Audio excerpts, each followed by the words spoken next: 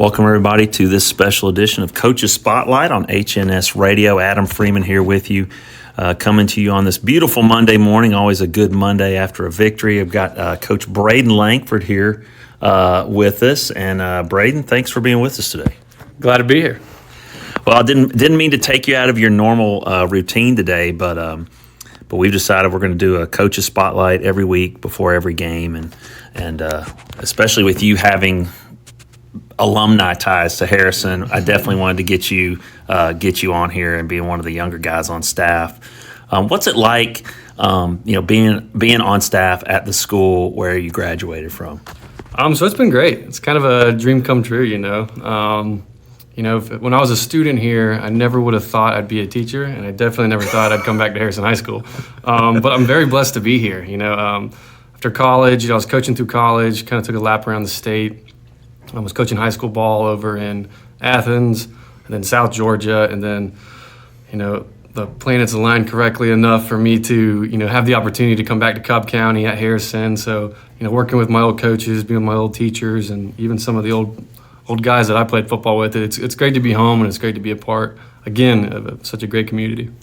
Yeah, and this is your third year, correct? This is, yep. So starting year 3, starting year 4 as a teacher, year 7 as a football coach. So wow, I mean, I'm when I see you in the hallways, I just still think sometimes I have to kind of pinch myself. I'm like, hey, he's actually a teacher now, and he's not a student. But we love having you, and we love getting our alumni back, and especially having them, teach and then coach our guys. That's even more of a blessing. Well, you mentioned you spent some time at South Georgia, and in the Metro Atlanta area, you're always talking about how football here and football there, this massive difference. What did you see as the biggest difference between teaching and coaching at a South Georgia school versus here?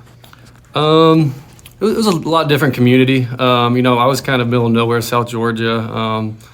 One high school per county type schools where not a lot of resources that we would have in Cobb County, but everything at the same time is kind of focused in on that one school. So it was an awesome place for me to go to after college because it was, South Georgia football. I get to just, town shuts down. Yeah. My whole job is to be a football coach. And then it was great to kind of jump right into high school that way. Smaller school, but a lot closer community, I guess you'd say. I think Harrison's got that too, which is a really special thing to be such a large school and have such a tight-knit community. But down there, everybody knew everybody. I couldn't go anywhere in public without coach. Yeah. It was cool to do that kind of small town thing for a little bit. Yeah. And the football was great. The kids are kids, and similar situations and playing ball, and it was great to kind of start out down there though. Yeah. I think you were there when we had to travel to Colquitt for the playoffs. Yes. So is that pretty indicative of that Southern Georgia, that South Georgia football atmosphere? Because I was driving through, we ended up going to the school. Yes. And that's not where they play. Separate. Yeah, it's separate. It's very strange, and we finally made it there to the stadium, and just you just got a sense that we drove through downtown and just nothing going on. It was everything was focused towards Friday night football, and I agree with you. It definitely is something that's special. Coming off the scrimmage on Friday night. Very successful. Couple hiccups here and there, but you expect those types of things, especially when you just kind of go in there. You don't really game plan for a scrimmage. You just kind of go and see what your kids are capable of in front of a crowd, really. Mm-hmm. What were some positives that you pulled from your guys? And number one, what position are you focusing on this year as you're coaching? So I'm coaching the defensive line still. Kind of my whole career now as a high school football coach, I've been able to focus just on defensive line. Like you said, we had some hiccups. In the moment, you really try to correct those things. We're making so many mistakes here. But then you remember, it is the scrimmage. Guys are getting used to being under the lights again. A lot of positives came out of it, too. I think one thing that really stood out to me was the way we played, our physicality, your effort level. I saw a lot of things in a couple guys that I didn't quite see all summer. there was no going through the motions. It was full effort, finding the football, playing good defense. And, I think we really were able to build the foundation to keep progressing, keep getting better this year. But now we know where we're at. Now we know we got to work on, fix those little mistakes. But I think we're starting off in a really good spot after the scrimmage Friday. Yeah, I got to admit, I thought the middle of our defensive line did a really good job in sort of shutting their run down. Like everything that they were trying to do running the football had to happen on the perimeter. What can you say about those inside guys? And they were rotating out fairly regularly.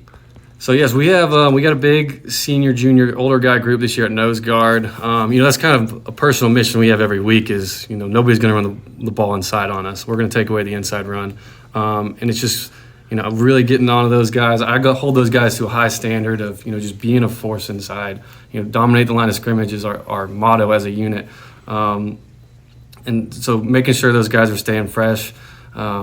Rolling them, those big boys, making sure that they're staying hydrated, their energy's up. And I'm lucky enough this year to have a handful of those big bodies that, they don't want me to pull them off the field. So that just fires them up a little bit more for when they get back in there and, they got their job and they're accountable for their job. And I'm lucky to have kind of a bigger group at nose guard this year.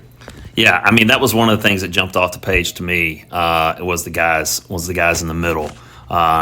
East Paulding had some big old boys too on their D line, but I thought our guys did a remarkable job of sort of like holding their own in some cases. But looking down the road, obviously looking into today or this week's game against Kennesaw Mountain, a lot of just like bad memories of 2 years ago playing them there. They had a pretty stout team back then. Their receiving core was they had a pretty elite receiver, probably one of the best in the state, Caden Lee. It was right up there with Brady as far as like numbers. There's some guys on this team that were on that team. They probably remember that. Have they said anything about this going into this week? I think just traditionally as Harrison High School, going into Kennesaw Mountain is always, even from being a player here to a coach, is those are the guys right up the road, and there's a different attitude in the locker room to make sure that we compete and we do our thing out there. 2 years ago, down over at their house, I think that still sits with everybody. As coaches and players, we never undermine opponents. You gotta respect what they're doing over there, and they've been working just like anybody else.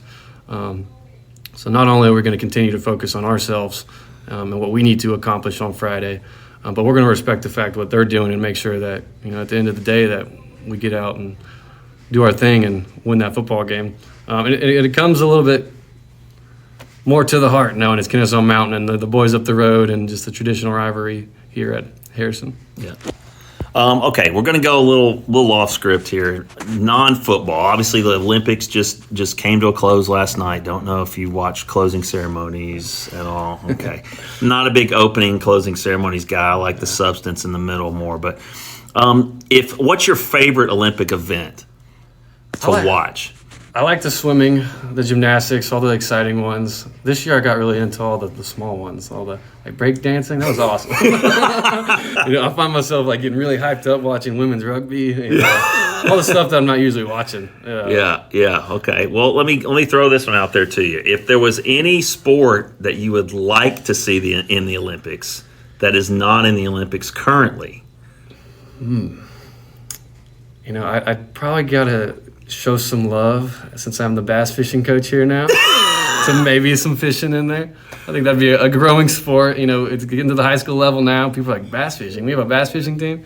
We're going out, we're competing, and you never know, that could go to the next stage and could be having Olympic fishing one day. Hey, I think that's an excellent idea. That's a great idea. Heck, it's got to start some grassroots effort right here. It started right here on HNS Radio. Well, Braedon, thank you so much for spending a few moments with us, and good luck the rest of the season. Good luck this week prepping for Kennesaw Mountain. I appreciate it. Thanks, Coach.